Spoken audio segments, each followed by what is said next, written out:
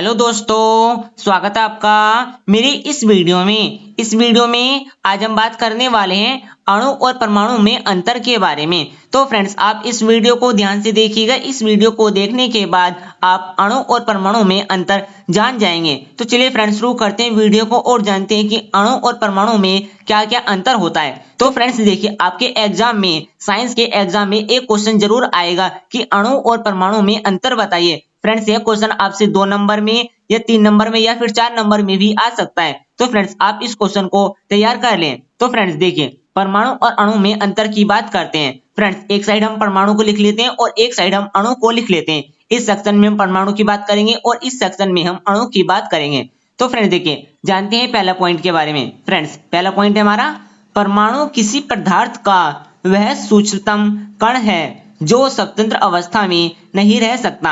यानी कि फ्रेंड्स, परमाणु किसी पदार्थ का वह सूक्ष्मतम यानी कि छोटे से छोटा कण है जो स्वतंत्र अवस्था में नहीं रह सकता है। फ्रेंड्स, ये हमारा पहला पॉइंट हो गया है। अब देखिए, बात करते हैं अणु के बारे में। अणु किसी पदार्थ का वह सूक्ष्मतम कण है जो स्वतंत्र अवस्था में रह सकता है।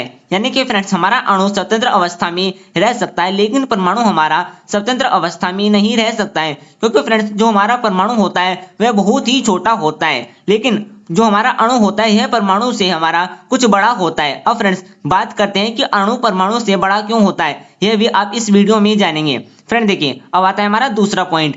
दूसरा पॉइंट हमारा, परमाणु इलेक्ट्रॉन, प्रोटॉन और न्यूट्रॉन से मिलकर बना होता है। यानी कि फ्रेंड्स, हमारा परमाणु भी 3 मूलभूत कणों से मिलकर बना होता है। वह कौन सा होता है हमारा? इलेक्ट्रॉन, प्रोटॉन और न्यूट्रॉन। तो फ्रेंड्स, यदि आपसे एग्जाम में पूछा जाए कि परमाणु किन किन कणों से मिलकर बना होता है, तो फ्रेंड्स आप इस लाइन को लिख देना, आपका आंसर हो जाएगा। यह भी आपसे एग्जाम में पूछ लेता है। अब फ्रेंड्स, बात करते हैं अणु के बारे में। देखिए, अणु का दूसरा पॉइंट है, अणु 2 या 2 से अधिक परमाणुओं से मिलकर बना होता है।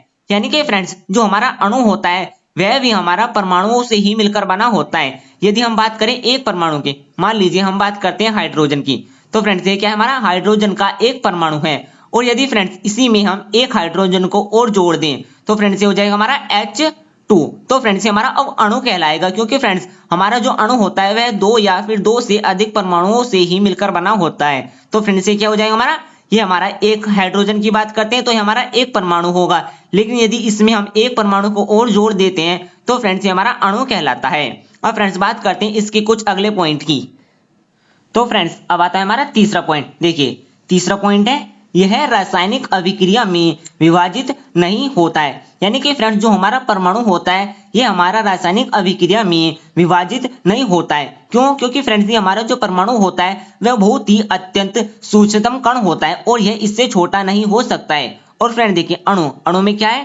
अणु रासायनिक अभिक्रिया में परमाणुओं में विभाजित हो जाता है। तो फ्रेंड्स देखिए, जो हमारा अणु होता है यह हमारा परमाणुओं से मिलकर बना होता है। तो फ्रेंड्स, जब यह रासायनिक अभिक्रिया करता है तो यह परमाणुओं में विभाजित हो जाता है और परमाणुओं में विभाजित होने के बाद ही यह किसी भी समीकरण में रासायनिक अभिक्रिया करता है। तो फ्रेंड्स, हमारा अणु तो परमाणु में विभाजित हो जाता है, लेकिन हमारा जो परमाणु होता है यह रासायनिक अभिक्रिया में विभाजित नहीं होता है। तो फ्रेंड्स, आप यह मत कह देना कि हमारा परमाणु तो इलेक्ट्रॉन, प्रोटॉन और न्यूट्रॉन से मिलकर बना होता है, यह इनमें विभाजित हो जाएगा। तो फ्रेंड्स, ऐसा नहीं होगा। अब फ्रेंड्स, बात करते हैं चौथे पॉइंट की। देखिए, चौथा पॉइंट है हमारा, परमाणु रासायनिक अभिक्रिया में भाग लेता है। यानी कि फ्रेंड्स, जो हमारा परमाणु होता है यह हमारा रासायनिक अभिक्रिया में भाग लेता है। और देखिए, अणु में क्या है? अणु रासायनिक अभिक्रिया में भाग नहीं लेता है। फ्रेंड्स, अणु हमारा रासायनिक अभिक्रिया में तब तक भाग नहीं लेता है जब तक कि वह परमाणु में विभाजित नहीं हो जाता है। क्योंकि फ्रेंड्स, जो हमारा अणु होता है वह हमारा परमाणुओं से मिलकर बना होता है। तो फ्रेंड्स, यह पहले परमाणु में विभाजित होगा और उसके बाद ही यह रासायनिक अभिक्रिया में भाग लेता है। तो फ्रेंड्स, आपको अणु और परमाणुओं में अंतर समझ में आ गया होगा। यदि फ्रेंड्स आपसे 2 या फिर 3 नंबर में यह क्वेश्चन पूछा जाए तो फ्रेंड्स आप इसे लिख सकते हैं। तो फ्रेंड्स, आप मुझे कमेंट करके बताओ कि आपको मेरा यह वीडियो कैसा लगा, और यदि आपको मेरा यह वीडियो अच्छा लगा हो तो इस वीडियो को लाइक कीजिएगा, चैनल को सब्सक्राइब कीजिएगा और साथ ही बेल आइकन को भी प्रेस कर लीजिएगा। हम मिलते हैं अगले वीडियो में, तब तक के लिए धन्यवाद। Thanks for watching.